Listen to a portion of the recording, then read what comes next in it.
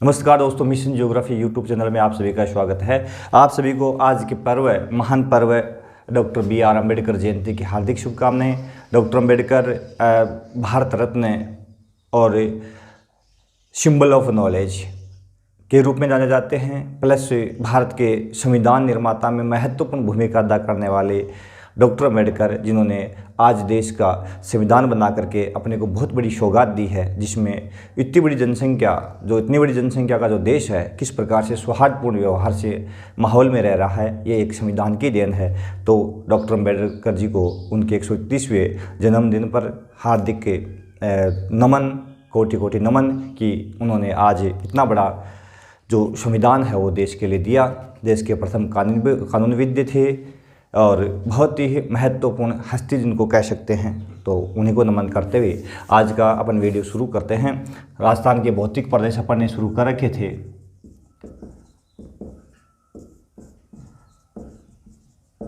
राजस्थान के भौतिक प्रदेश में आज अपन देखेंगे पूर्वी मैदान। 4 भाग जो राजस्थान के अपन ने कर रखे हैं, उसमें आज अपन देखेंगे पूर्वी मैदान। इस तरह का राजस्थान है अपना। तो यदि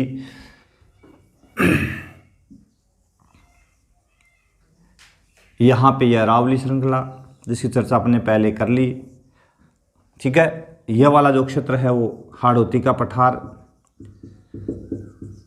और ये पूर्वी मैदान, ठीक है।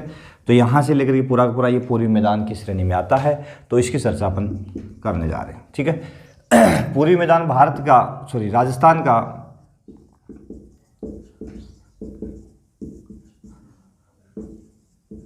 कुल भूभाग है। राजस्थान के कुल भूभाग का 23.3% भाग रखता है।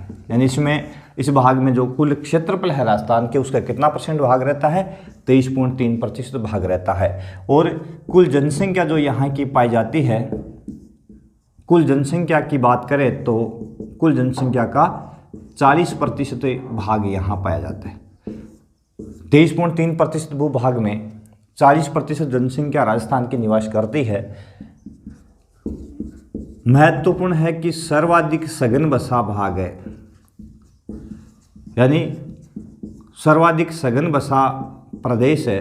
राजस्थान का जो भौतिक प्रदेश है उनमें सबसे अधिक सघन बसा हुआ है, सबसे अधिक सघन बसावट है, यानी सबसे अधिक यदि घनत्व अपन देखते हैं तो इसी प्रदेश में पाया जाता है। क्यों? क्योंकि ये मैदानी है और मैदानी प्रदेश लोगों के रहने के लिए बहुत ही अनुकूल दशाएं क्रिएट करता है, बहुत ही महत्वपूर्ण सिचुएशन क्रिएट करता है। इसलिए इस भाग में अधिक लोग निवास करते हैं, क्योंकि उपजाऊ मिट्टी होती है यहाँ पे उपजाऊ मृदा होती है, तो फसल प्रारूप बहुत अच्छा होता है, फसल उत्पादन बहुत ही अच्छा होता है। समतल क्षेत्र होता है लगभग, तो परिवहन और संचार के साधनों की व्यवस्था भी बहुत अच्छी हो जाती है, ठीक है ना। जिस कारण से इस भाग को लोग अधिक पसंद करते हैं और इस मैदानी भाग में रहना ज़्यादा पसंद करते हैं, ज़्यादा जनसंख्या यहाँ निवास करती है, ठीक है। तो ये महत्वपूर्ण बिंदु है, एक महत्वपूर्ण भाग है। मुख्य रूप से यहाँ जिलों की अपन चर्चा करें, कौन कौन से जिले हैं, तो यदि यहाँ से शुरू होते हैं तो अलवर से भरतपुर, धौलपुर, ठीक है ना, दौसा, करौली, सवाई माधोपुर, बहुत बड़े प्रदेश में ये फैला हुआ है, ठीक है ना। कोटा, बूंदी वाला जो क्षेत्र है इसमें भी ये, हालांकि बूंदी में पहाड़ी क्षेत्र है, फिर भी यहाँ देखिए टोंक, ठीक है ना। और आगे अपन बढ़ें तो चित्तौड़गढ़, यहाँ भीलवाड़ा, यहाँ उदयपुर, यहाँ प्रतापगढ़, यहाँ बांसवाड़ा, यहाँ डूंगरपुर, तो ये पूरे के पूरे इन जिलों में ये मुख्य रूप से फैला हुआ है, ठीक है ना। तो लगभग 10 से 11 जिले यहाँ पे है जिनमें यह पूर्वी जो मैदान है वो फैला हुआ है, ठीक है। इसकी उत्तरी सीमा अपन देखें तो अरावली से लगती है और मरुस्थलीय प्रदेश से अलग होता तो 50 सेमी समवर्षा रेखा 50 समवर्षा रेखा से यह अन्य भागों से अलग होता है, ठीक है ना। 50 समवर्षा रेखा से अन्य भागों से अलग होता है। इस भाग में यदि अपन देखें तो वर्षा बहुत अच्छी होती है, वर्षा अच्छी होती है, लगभग यहाँ इस भाग के अंदर 80 सेमी औसत वर्षा पाई जाती है। 80 सेमी औसत वार्षिक वर्षा यहाँ देखने को मिलती है, तो ये भी बहुत महत्वपूर्ण बिंदु है।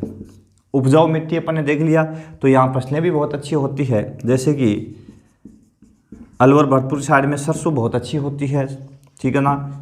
गेहूँ होता है, जौ होता है, ज्वार होता है, बाजरा होता है, ये सारी की सारी फसलें इस भाग में आसानी से उपलब्ध हो जाती है, ठीक है ना। चना होता है, तो सारी की सारी फसलें जो है रबी और खरीफ दोनों की फसलें यहाँ आसानी से इस प्रदेश में खूब होती, क्योंकि यहाँ उपजाऊ मिट्टी पाई जाती है। इसके अलावा यदि यहाँ वनस्पतियों की बात करें, तो वनस्पतियों की बात करें तो यहाँ पे तेंदू के वृक्ष मिलते हैं, ठीक है ना। इसके अलावा साल, सागवान, ठीक है। इसके अलावा पीपल, बरगद, नीम, तो खूब सारे वृक्ष यहाँ आसानी से मिल जाते हैं, ठीक है ना। प्लास, अमलतास, आम, तो खूब सारे वृक्ष यहाँ पे और हर तरह की वनस्पतियों की प्रजाति इस भाग में देखने को मिल जाती है। तो ये इनकी बड़ी विशेषता है इस प्रदेश की, क्योंकि राजस्थान का ये सबसे समृद्ध प्रदेश माना जाता है, ठीक है ना। और यदि इसको अपन डिस्ट्रीब्यूट करें, ये कितने भागों में इसको बांट सकते हैं, तो मुख्य रूप से इसको अपन 3 भागों में बांट सकते हैं। 3 भागों में इसको अपन बांट सकते हैं। एक का नाम है चंबल बेसिन, 3 भागों में इसको अपन बांट सकते हैं। जैसे एक का नाम है चंबल बेसिन। चंबल नदी विंध्याचल पहाड़ियों से निकलती है, विंध्याचल पहाड़ियों से निकलती है चंबल। विंध्याचल की जनापाऊ पहाड़ी से निकलती है मऊ के निकट, ठीक है। मध्य प्रदेश मऊ के निकट से जनापाऊ पहाड़ी से निकलती है और उत्तर पूर्व की ओर प्रवाहित होती है। यहाँ भैंसरोडगढ़, चित्तौड़गढ़ में प्रवेश करती है, भैंसरोडगढ़ में प्रवेश करती है। यहाँ पे जलप्रपात बनाती है, चूलिया जलप्रपात, ठीक है ना। यह इसका निर्माण करती है। यहाँ इसके ऊपर बांध बने, तो विस्तार से इसकी चर्चा अपन करेंगे। आगे अपन देखें तो कोटा, बूंदी, कोटा से प्रवेश करते हुए बूंदी की सीमा बनाते हुए आगे देखिए यहाँ मध्य प्रदेश और राजस्थान की सीमा बनाती है, ठीक है ना। और आगे जा कर के यमुना में मिल जाती है। राजस्थान का अपुआ तंत्र है, हालांकि वीडियो डाल रखे हैं अपन ने, और भी विस्तार से वीडियो डालेंगे तो उसमें इसकी विस्तार से चर्चा अपन करेंगे। 4 बांध बने हुए इसके ऊपर। तो चंबल नदी का जो पपुआ क्षेत्र है यह बड़ा ही महत्वपूर्ण है, क्योंकि चंबल उपजाऊ मृदा का निक्षेप करती है और उसकी सहायक नदियां जो है, जैसे कि यहाँ से निकल करके राजसमंद से बनास इसमें मिलती है, यहाँ त्रिवेणी संगम बनता है चंबल, यहाँ से सीप नदी मिलती है। तो चंबल, बनास, सीप का त्रिवेणी संगम रामेश्वरम सवाई माधोपुर में है ना, यहाँ त्रिवेणी संगम है। तो ये नदियाँ इसमें आकर के मिलती है। इसके अलावा पार्वती है, काली सिंध है, उसकी परवन है, आऊ है, मेज है, कई नदियाँ इसमें आकर के मिलती है, ठीक है ना। तो ये पूरी की पूरी नदियों का जो प्रवाह क्षेत्र है वो चंबल बेसिन के नाम से पुकारा जाता है। उपजाऊ मिट्टी यहाँ पर है। चंबल अपने बीहड़ों के लिए कुख्यात है, यानी ये बीहड़ भूमि का निर्माण करती है, उत्खात भूमि जिसको कह सकते हैं, उत्खात भूमि का निर्माण करती है। सबसे अधिक बीहड़ ये यदि बनाती है तो धौलपुर में सबसे अधिक बीहड़ का निर्माण करती है, और सवाई माधोपुर, धौलपुर, करौली, इन भागों में, करौली, सवाई माधोपुर, धौलपुर में यह बहुत अधिक मात्रा में उत्खात भूमि, बीहड़ भूमि का निर्माण करती है, यानी अवनलिका अपर्दन करती है। क्या करती है? अवनलिका अपर्दन करती है। तो अवनलिका अपर्दन के लिए कुख्यात कह सकते हैं इसको, क्योंकि ये बहुत अधिक नुकसान भी पहुंचाती है। कृषि कार्य हो नहीं सकता, क्योंकि भूमि जो है किस प्रकार से एक विभिन्न प्रकार की अवनलिकाओं में बढ़ जाती है, इसीलिए यह क्षेत्र जो है बहुत ही देखें महत्वपूर्ण क्षेत्र है, क्योंकि नवीन मिट्टी का निक्षेप होता रहता है। यहाँ पे नवीन मृदा जो है उसका निक्षेप होता रहता है, नवीन मृदा का निक्षेप इसमें होता रहता है, जिसके कारण यहाँ फसल उत्पादन यदि होता है तो बहुत ही अच्छा होता है, उत्पादकता अच्छी होती है। इस भाग में वर्षा भी अपन देख लिया अच्छी होती है, ठीक है ना। 80 से 90 सेंटीमीटर औसत वार्षिक वर्षा यहाँ देखने को मिलती है। तो ये चंबल बेसिन है। दूसरा जो बेसिन है इसका है वो है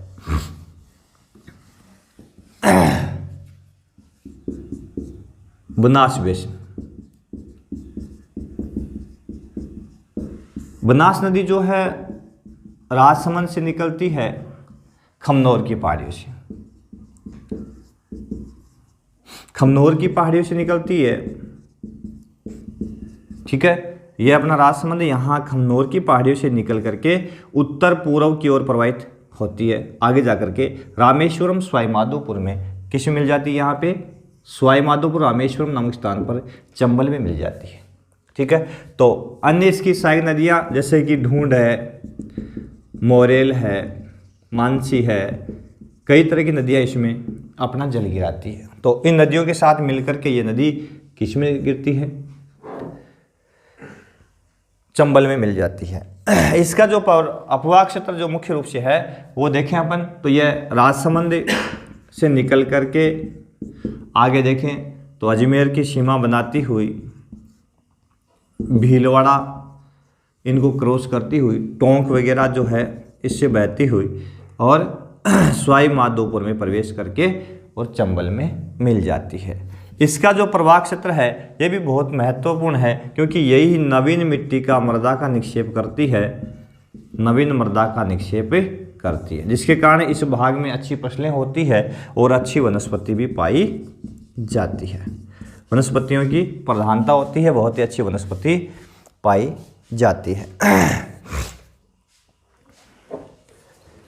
औसत वार्षिक वर्षा देखें यहाँ की, तो यहाँ औसत वार्षिक वर्षा है 65 सेमी बनास बेसिन में पाई जाती है, ठीक है।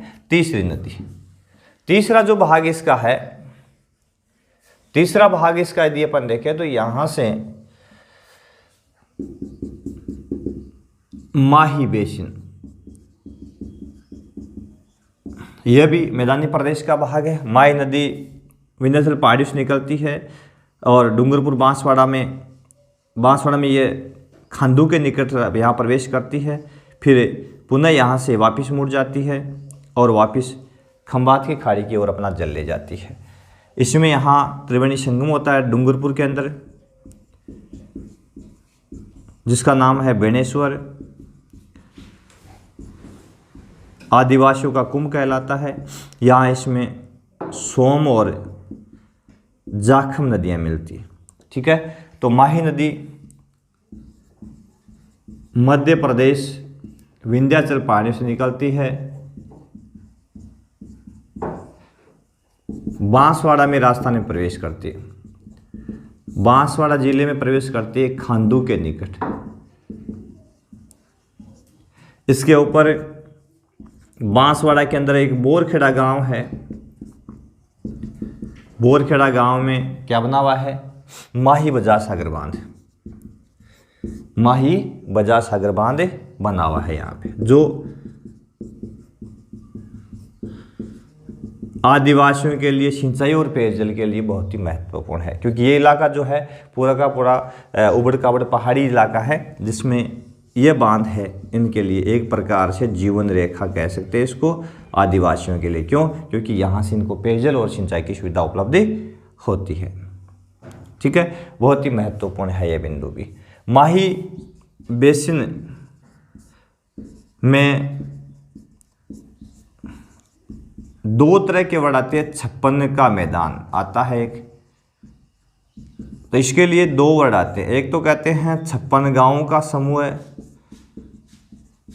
56 गांवों का समूह है, ठीक है। और दूसरा कहते हैं 56 नदी नालों का समूह। दोनों वर्ड आते हैं।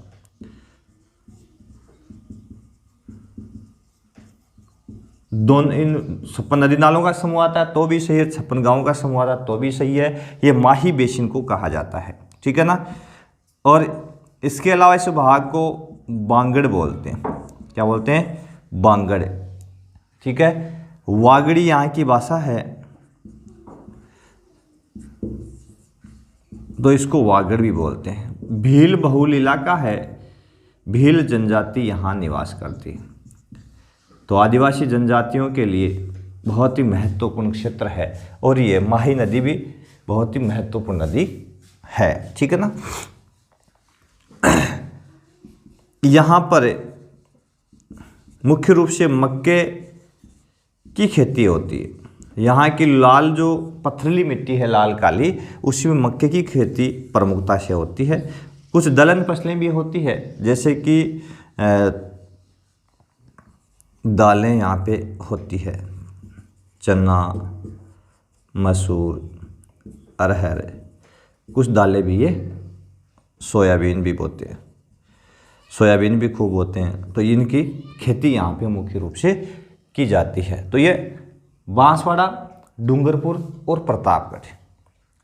एक प्रश्न बार बार आता है कि 56 का मैदान अवस्थित है, ये किन जिलों के अंदर है? तो इसमें डूंगरपुर का नाम नहीं आता, बांसवाड़ा व प्रतापगढ़ में। यह प्राय प्रश्न पूछ लिया जाता है कि 56 का मैदान किन जिलों में अवस्थित है?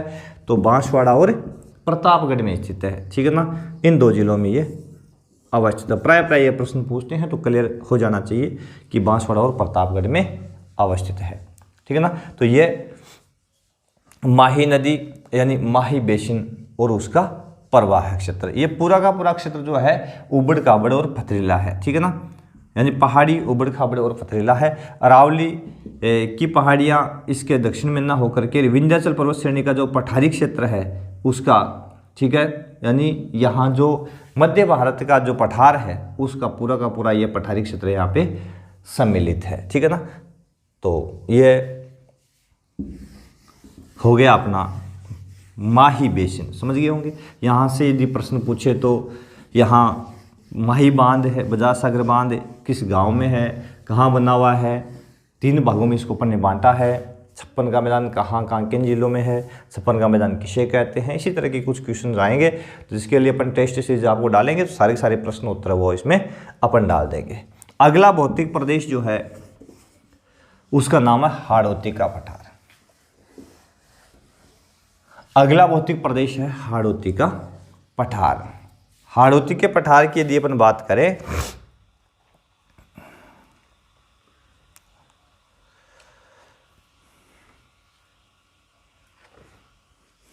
हाड़ौती का पठार,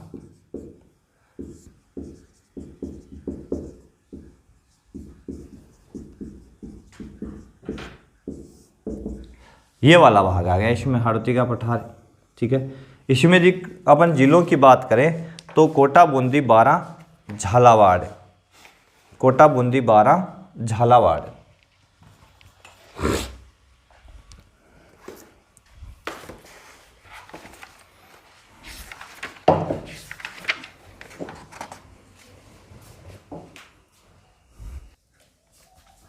तो अगला है हाड़ौती का पठार।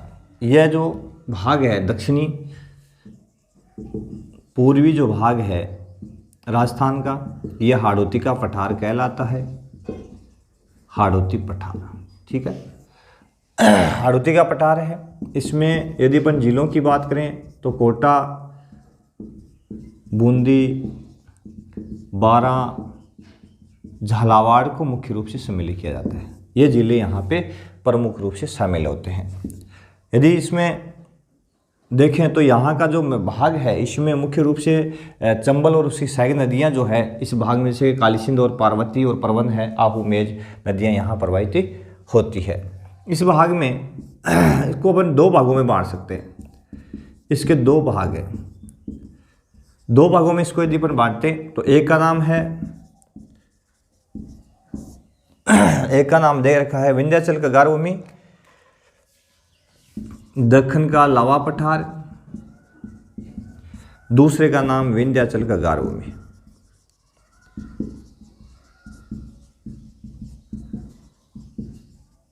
ठीक है, ये दो भाग इसके किए जाते हैं। यदि इसका सीमांकन देखें तो इसमें इसकी जो उत्तर पश्चिमी ये सीमा है, ये वाली सीमा इस भाग की जो है वो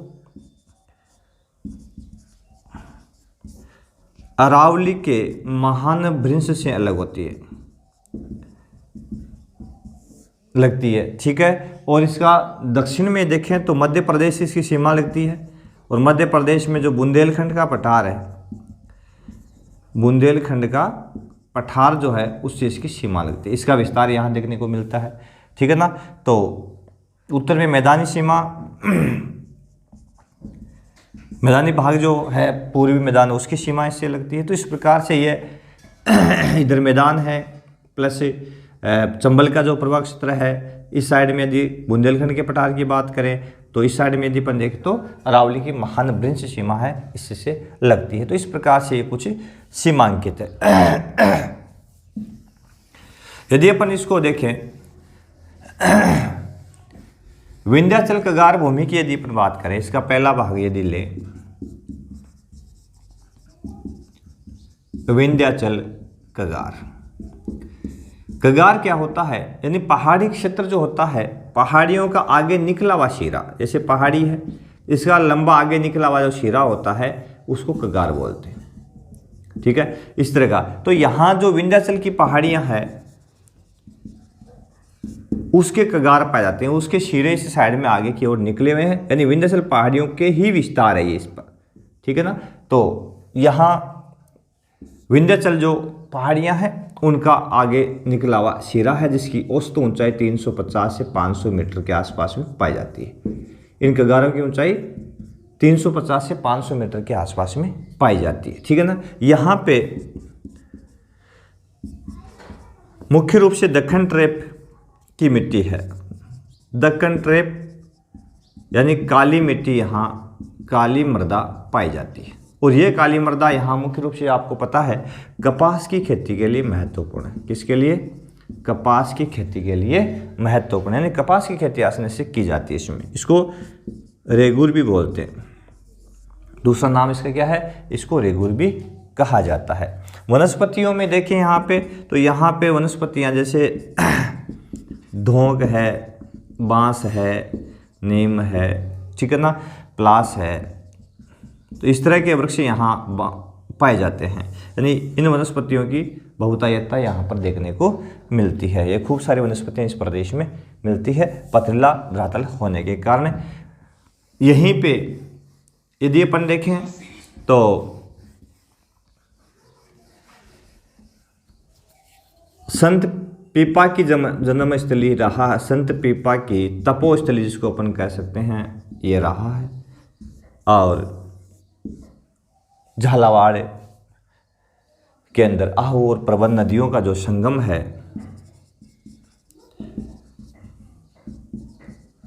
परवन के संगम पर यहाँ एक दुर्ग बना हुआ है गागरोण, जो जल दुर्ग है। ठीक है ना। इसी के शासक थे, आगे जाकर के संते बन गए थे। तो यह ऐतिहासिक दृष्टि से देखें तो ये गागरोण का किला इसी भौतिक प्रदेश में अवस्थित है। ठीक है ना। ये महत्वपूर्ण भाग है इसका।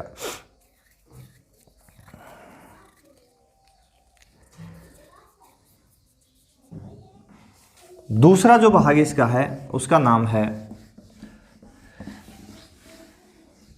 दक्कन का पठार।